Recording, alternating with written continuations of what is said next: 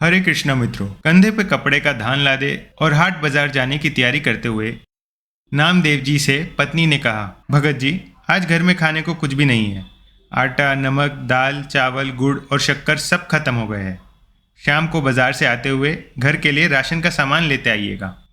भगत नामदेव जी ने उत्तर दिया, देखता हूँ, जैसे विट्ठल की इच्छा। अगर कोई अच्छा मूल्य मिला तो निश्चय ही आज घर में धन धान्य आ जाएगा। पत्नी बोली, संत जी, अगर अच्छी कीमत ना भी मिले तब भी इस बुने हुए थान को बेचकर कुछ राशन तो ले आना। घर के बड़े तो भूख बर्दाश्त कर लेंगे, पर बच्चे भी छोटे हैं, उनके लिए तो कुछ ले ही आना, जैसे मेरे विट्ठल की इच्छा। ऐसा कहकर भगत नामदेव जी हाट बाजार को चले गए। बाजार में उन्हें किसी ने पुकारा, वाह साई, कपड़ा तो बहुत अच्छा बुना है और ठोक भी लगाई है। तेरा परिवार बसता रहे। ये फकीर ठंड में काँप काँप कर मर जाएगा। दया कर और रब के नाम पर 2 कपड़ा इस फकीर की झोली में डाल दे। भक्त नामदेव जी बोले, 2 चादरों में कितना कपड़ा लगेगा फकीर जी? फकीर जी ने जितना कपड़ा मांगा, इत्तेफाक से भगत नामदेव जी के थान में कुल उतना ही कपड़ा था और भगत नामदेव जी ने पूरा थान उस फकीर को दान कर दिया। दान करने के बाद जब भगत नामदेव जी घर लौटने लगे तो उनके सामने परिजनों के भूखे चेहरे नजर आने लगे। फिर पत्नी की कही बात याद आने लगी, घर में खाने की सब सामग्री खत्म है, दाम कम भी मिले तो भी बच्चों के लिए कुछ ले ही आना। अब दाम तो क्या, थान भी जा चुका था। भक्त नामदेव जी एकांत में पीपल की छाव में बैठ गए, जैसे मेरी विट्ठल की इच्छा। जब सारी सृष्टि की सार पूर्ति वो प्रभु ही करता है, तो अब मेरे परिवार का सार भी वो ही करेगा। और फिर भक्त नामदेव जी अपने हरि विट्ठल के भजन में लीन हो गए। अब भगवान कहाँ रुकने वाले थे। भक्त नामदेव जी ने सारे परिवार की जिम्मेदारी अब उनके ऊपर जो कर दी थी। अब भगवान जी ने भक्त की झोपड़ी का दरवाजा खटखटाया। नामदेव जी की पत्नी ने पूछा, कौन है? नामदेव जी का घर यही है ना? प्रभु ने पूछा। अंदर से आवाज आई, जी यही है, आपको कुछ चाहिए? भगवान सोचने लगे कि धन्य है नामदेव जी के परिवार का, घर में कुछ भी नहीं है, फिर भी हृदय से देने की सहायता की इच्छा है। प्रभु बोले, दरवाजा खोलिए। लेकिन आप कौन?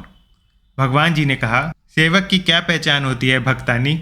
जैसे नामदेव जी विट्ठल के सेवक, वैसे ही मैं नामदेव जी का। ये राशन का सामान रखवा लो। पत्नी ने दरवाजा पूरा खोल दिया। फिर इतना राशन घर में उतरना शुरू हुआ कि घर के लोगों की घर में रहने की जगह ही कम पड़ गई।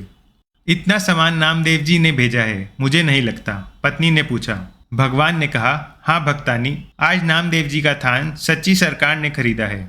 जो नामदेव जी का सामर्थ्य था उसने दे दिया, और अब जो मेरी सरकार का सामर्थ्य है वो चुकता कर रही है। जगह और बताओ। सब कुछ आने में भगत जी के घर में शाम ढलने लगी थी और रात का अंधेरा अपने पाँव पसारने लगा था।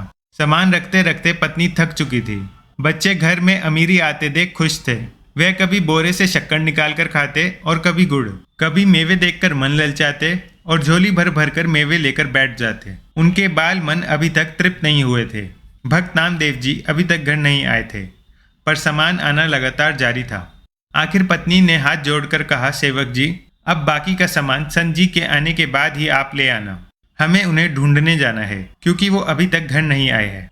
भगवान जी बोले, वो तो गांव के बाहर पीपल के नीचे बैठकर विट्ठल सरकार का भजन सिमरन कर रहे हैं। अब परिजन नामदेव जी को देखने गए। सब परिवार वालों को सामने देखकर नामदेव जी सोचने लगे, जरूर ये भूख से बेहाल होकर मुझे ढूंढ रहे हैं। इससे पहले कि संत नामदेव जी कुछ कहते, उनकी पत्नी बोल पड़ी, कुछ पैसे बचा लेने थे। अगर अच्छे भाव थान बिक गया था तो सारा सामान संत जी आज ही खरीद कर घर भेजना था क्या? भक्त नामदेव जी कुछ पल के लिए विस्मित हुए। फिर बच्चों के खेलते चेहरे देखकर उन्हें एहसास हो गया कि जरूर मेरे प्रभु की ही कोई लीला है। पत्नी ने कहा, अच्छी सरकार को आपने थान बेचा और वो सामान घर में भेजने से रुकता ही नहीं था। पता नहीं कितने वर्षों तक का राशन दे गया। उनसे मिन्नत करके रुकवाया। बस करे, बाकी संत जी के आने के बाद उनसे पूछकर कहाँ रखवाएंगे। भक्त नामदेव हंसने लगे और बोले, वो सरकार ही ऐसी है, जब देना शुरू करती है तो लेने वाला थक जाता है। उसकी कृपा कभी भी खत्म नहीं होती। बोलिए हरे कृष्णा, राधे राधे।